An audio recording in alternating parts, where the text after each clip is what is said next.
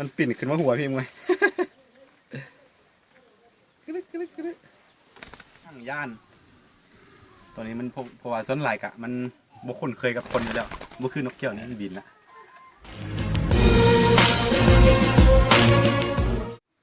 กล่าวทักทายสบายดีทุกคนดีกำลังติดตามมักชมเนาะยินดีต้อนรับเข้าสู่ซองอาคาน้อยเนาะ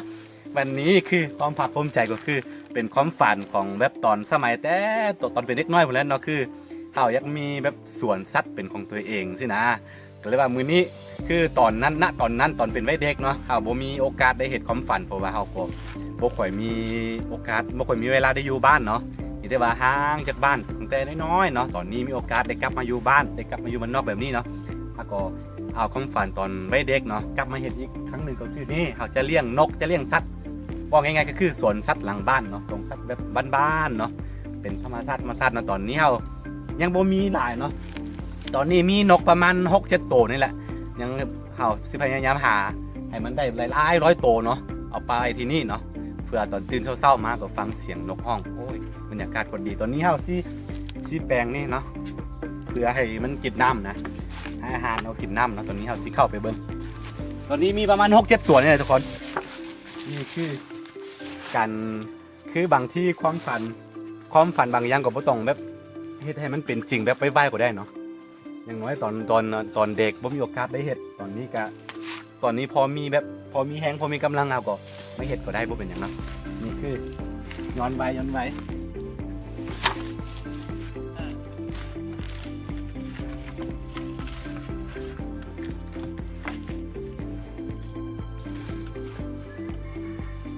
โอ้โอเคทุกคนเข้ามา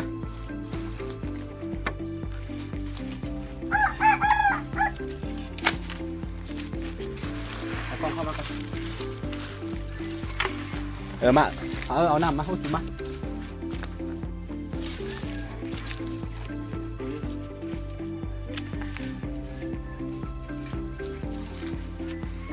คือหลังจากที่เขาเข้ามาแล้วต้องอัดดีๆเนาะเพื่อมันสิ้นหนีออกกันนะ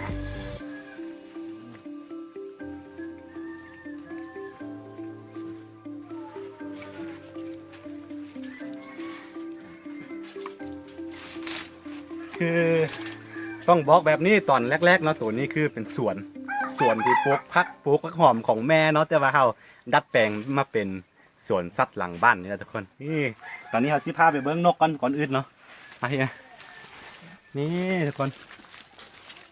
นกแก้วนี่เห็นปะนกแก้วมาพี่มันมีประมาณนกแก้วมีประมาณ6 ตัวเนาะเดี๋ยวอีกประมาณ 2-3 อาทิตย์ก่อนซีมาเป็นร้อยตัวคนแหละตอนนี้เขาบ่มีงบเถอะเพราะว่าต้องได้ไปหาซื้อน้ำชาวบ้านเขาเนาะชาวบ้านเขาส่วนพอมูเซอร์เขาเลี้ยงเนาะก็เลยว่าได้ไปหาเอาแต่คนนี้มาเดี๋ยวซีไปซอกอีกตัวนึงเขาเอาอันข้าวเปลือกให้มันกินเนาะคือเขาเฮ็ดแบบมีต้นไม้มีใบหญ้ามีต้นมะเพชรต้นมะเขือมีอย่างพอเพื่อว่าแบบให้มันได้บรรยากาศแบบว่าอยู่ป่าเลยเนาะแบบนี้โอ้ยนี่เนาะแล้วก็นกตัวนี้แล้วก็นี่เห็นปะนี่สำหรับตัวนี้เนาะเขาซีไปซอกเป็นคู่ตอนนี้มันมีแต่ตัวเดียวเนาะว่าหายากคือกันเนอะเพราะว่าต้องรอให้ชาวบ้านเขาจับได้ก่อนเนาะจึงไปซื้อจึงไปท้ายชีวิตของมันมาจริงๆตัวนี้นี่มันบ่มีประโยชน์ไม่อย่างเลย เพราะว่าจริงบ่มีประโยชน์ไม่อย่างเลยเนาะกินก็ได้ขายก็ได้เนี่ยเขาเลี้ยงแบบเพื่อตอบสนองความตัณหาของตัวเองเนาะก็ง่ายๆคือเอาความฝันตอนเป็นวัยเด็กเนาะกลับมาเห็นอีกครั้งหนึ่งเนาะเดี๋ยวอีกประมาณ1-2 เดือนหรือว่าอีกประมาณ2-3 อาทิตย์กะอันนี้ก็สิกลายเป็นสวนสัตว์แบบนกเนาะหลายๆเป็นร้อยๆตัวคนเลยเนาะนี่ตอนนี้กะงบก็บ่มีทุ่มเทไปหลายคนละเอาสิจับนี่อยู่พี่มี4 ตัวยัง2 ตัวหูหายไปทั้งเดียวมา2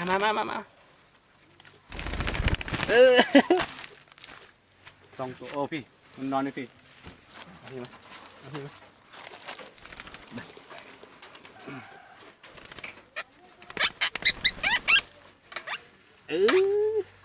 มันฮ้อนแล้วก็มันไป อันนั้นนะ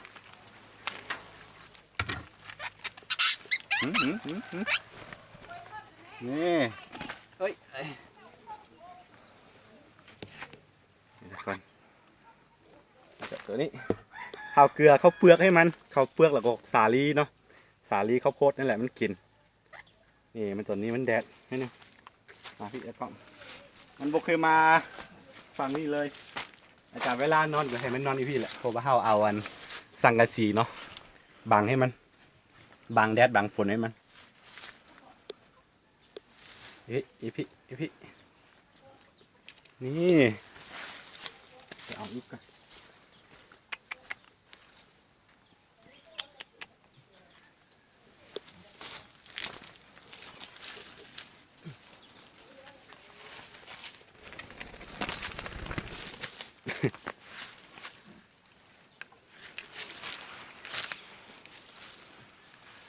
นี่ทุกคน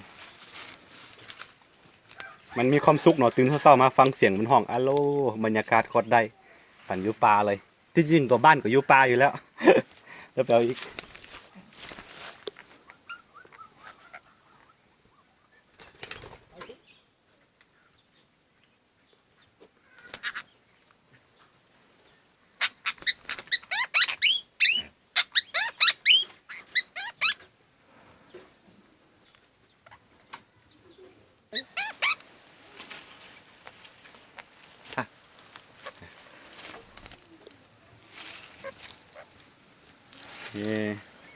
นกแก้วมันน่าฮักนกขันเฮาสอนดีมันสามารถเว้าตาม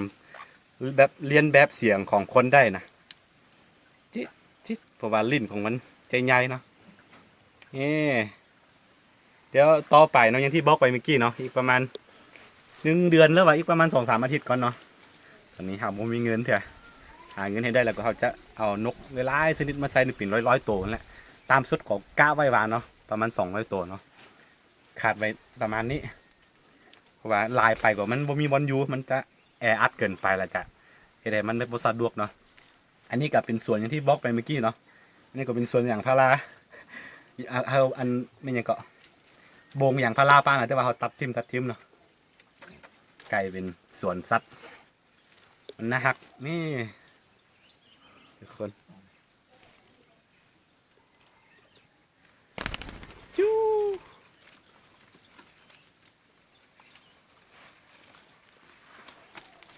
เดี๋ยวตอนนี้ก็มีได้นกแก้วกับนกอันนั้นตัวนึงพุ่นนะเดี๋ยวสิหาหลายๆสนิทมาป่าไว้พี่เวลาตอนหัวแรงกับตอนเช้าๆเนาะเสียงของมันห้องอะโลโคตรออนซอนเลยทุกคนรายการมันกับบกดดันหน่อยพี่เพราะว่ามันแค่คืออยู่ป่าเลยเพราะว่ามันก็มีต้นไม้ใบหญ้าอยู่ในแล้วมีแต่เอาตัวนี้มาบังบ่ให้มันหนีออกเนาะตะนางพลาสติก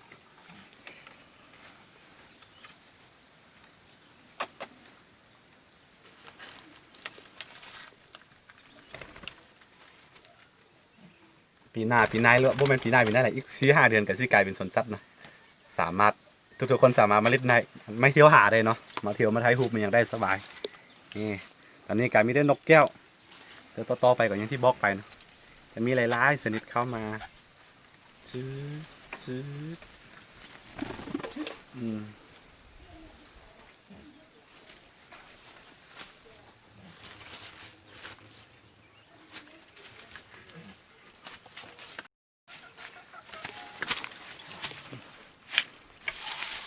อันนี้คือ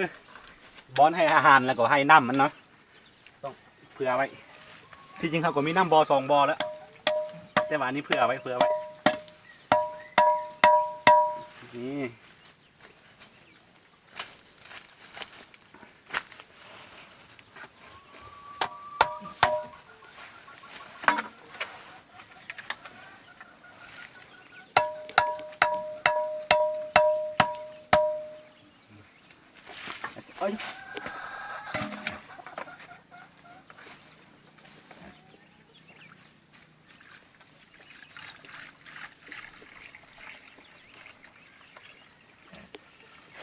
อันนี้สำหรับน้ำแล้วก็ข้าวเปลือกเนาะ เดี๋ยวถ้าเอานกชนิดอื่นมาเนี่ยต้องได้เอาน้ำมันยังได้เอาน้ำได้เอาอาหารมันยังไว้อยู่ข้างบนเลยเนาะเพื่อไปเพราะว่านกบางชนิดมันบ่ลงมาดินนี่เขาเฟือก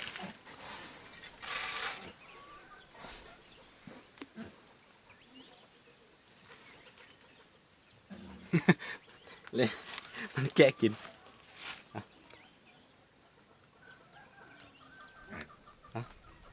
กิน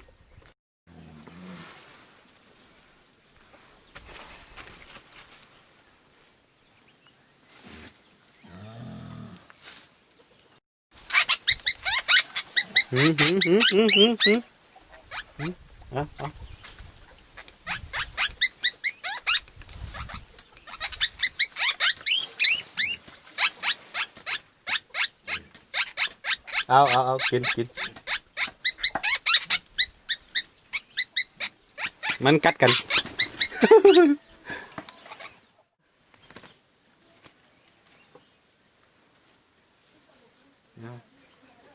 นี่ทุกคนมันปิ่นขึ้นมาหัวพี่มึงไง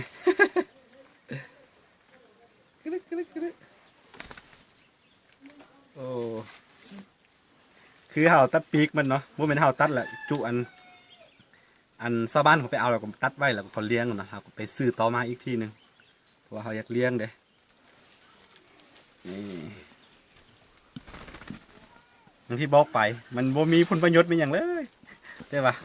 ตอบสนองความตัณหาตัวเอง เขาอยากได้เขาอยากเลี้ยงมันนะไปตัวนั้นนี่ค่อนข้างย่านนิดนึงเพราะว่านกอันนั้นนี่ย่านเนาะมา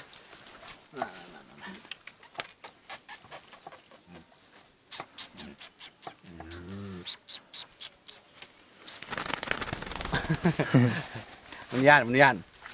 โอเคทุกคนเอาซิบกวนมาแล้วเอาซิแปลงนี่แหละกันเสียมันอยู่แบบต่ำสบายเลยนะทุกคนน้ำบอนี่ต้องนับถึงนิดนึง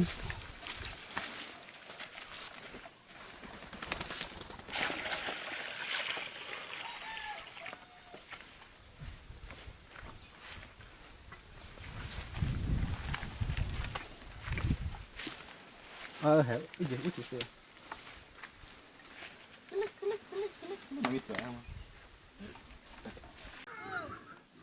ตัวนี้ค่อนข้างย่านตัวนี้มันเพราะว่าส่วนหลายกะมันบุคคลเคยกับคนอยู่แล้วบุคือนกเกี่ยวนี่บินละแต่ก่อนนี้โอเคทุกคนตอนนี้ฮะก็เดี๋ยวรอให้เอานกสุดใหม่มาเนาะประมาณเดือนหน้าหรือว่าประมาณอีกประมาณ2 อาทิตย์นี้เลยนะครับก็จะเอามาหลายๆชนิดมาปะอยู่บนนี้เนาะเพื่อเป็นสวนสัตว์ตอบสนองตัวเองก็คือสวนสัตว์หลังบ้านง่ายๆเป็นสวนนั่นแหละว่าง่ายๆที่ว่าเอานกมาปล่อยสิเนาะโอเคสำหรับคลิปนี้ก็ซีมีประมาณนี้เนาะคันผู้ใดมักก็อย่าลืมกดไลค์กดติดตามซองอาค่าน้อยเนาะเพื่อบริพลาดวิดีโอแม่จากซองอาค่าน้อยเนาะแล้วก็อย่าลืมเนาะที่ต่ำย่อๆไปเนาะเอาเวลาเถื่อเอานกเข้ามาไม่เขาจะอัปเดตให้ทุกคนได้เบิ่งกันโอเคแล้วเจอกันในคลิปหน้าสำหรับคลิปนี้เป็นการสบายดี